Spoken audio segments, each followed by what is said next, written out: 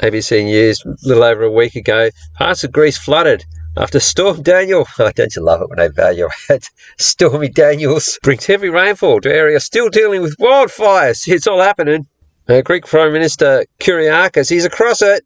Explained both wildfires and Stormy Daniels on climate change. Who would have thought? And it's permanent, by the way. He's come down there.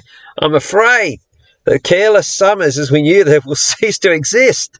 So no more lazy summer days. The beach resort in Greece, apparently. Greece also has a Minister of Climate Crisis and Civil Protection. Really, it's just a rebadging of, I don't know, the minister in charge of fire brigades and departments to deal with flood rescue. It really shuts down the climate skeptics, doesn't it? How can it not be true if we've got an actual minister for climate crisis? Anyway, they mentioned that the fires had destroyed vast tracts of forest and farmland. People find this interesting. That made it the largest single blaze to hit an EU country since records began. This is when they started keeping records. Didn't keep them before that. the year 2000, I would have thought, this is records were kept maybe in 1800 and something, or even, pushing it a bit, 1900 and something. But no, they didn't have any records before 2000. not that they're going to refer to. It's not mentioned in the news articles, or on ABC anyway, and mentioned on this more of a scientific journal type site that also run news. They've got floods wiped out 1/4 of Greek farm produce. This article was only yesterday, and I was thinking, maybe the farmland got destroyed after the ABC report. But when you read here, they're actually talking about last week's deadly flash, which was when the ABC story ran. So, yeah, for some reason, they're not mentioning the additional devastation to the agriculture.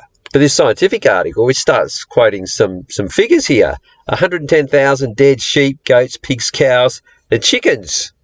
That was reported lost by the farmers. That's what the farmers are saying. So don't the results of this flood just align almost too perfectly with other policies in other EU countries? Say Ireland trying to wipe out 200,000 cows, the Netherlands trying to get rid of all their livestock. So could there be any reason why they're not reporting the flood damage to agriculture and loss of livestock in mainstream media news? Well, this article was hidden away on the SBS Greek news part of their news organisation, not their main page. And they got here, prosecutors' intervention on floods in Greece. Now, the Greek PM had made admissions that they didn't do things that well as far as the wildfires goes, but this is in the same article. Mentioned nothing about the floods, implying that, that was all okay. And the story continued, the intervention of the prosecutor for omissions in flood protection works that were either not completed or there were malpractices. So it sounds like the Greek farmers, just like the Netherlands farmers and the Greek population, have really fired up about this to force the prosecutor to get involved. Ordinarily, they're purely political. They've got their debate about what Greece should have been done to mitigate the destruction. They've got, with the intervention of the Supreme Court, projects that were funded did not take place. So obviously there were building works, maybe raising levee banks or raising dam walls or whatever, but they didn't get around to doing it.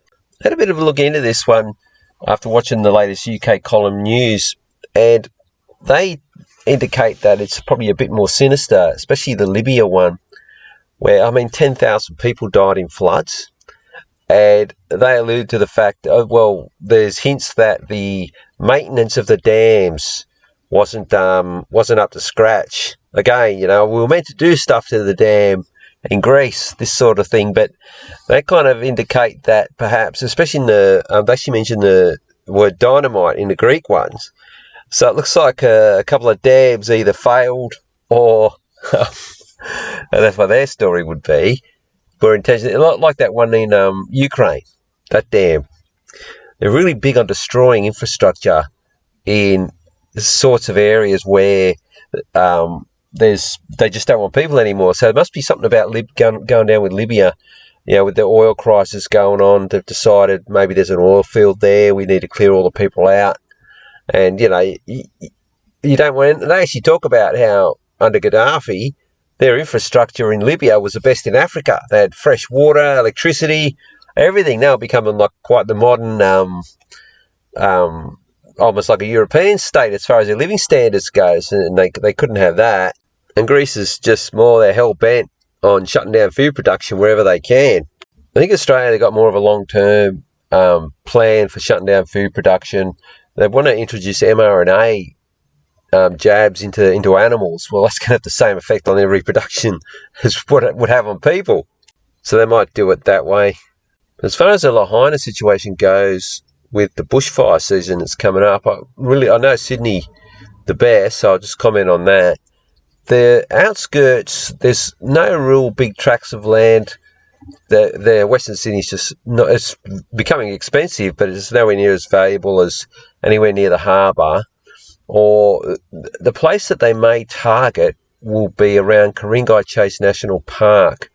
There's a few hamlets in and around there where there's still ordinary folk whose families have been there since I think that part developed back in the 40s, 50s. And there's probably a few tracts of land they'd like to clear them people out. So you might see a Lahaina type bushfire situation around Lane Cove National Park. That's expensive there, so it won't be a land grab, although they may decide to go after, say, it's becoming a bit more populated out in the west of Sydney, probably in the outskirts of Melbourne as well. So they may run a fire through there just to kill people, to build up the drama that it's a climate crisis, and we might get our very own. Do we have one already? The Minister of Climate Crisis. You can't argue, I've got a minister. It must be true. All right, that's it for this one.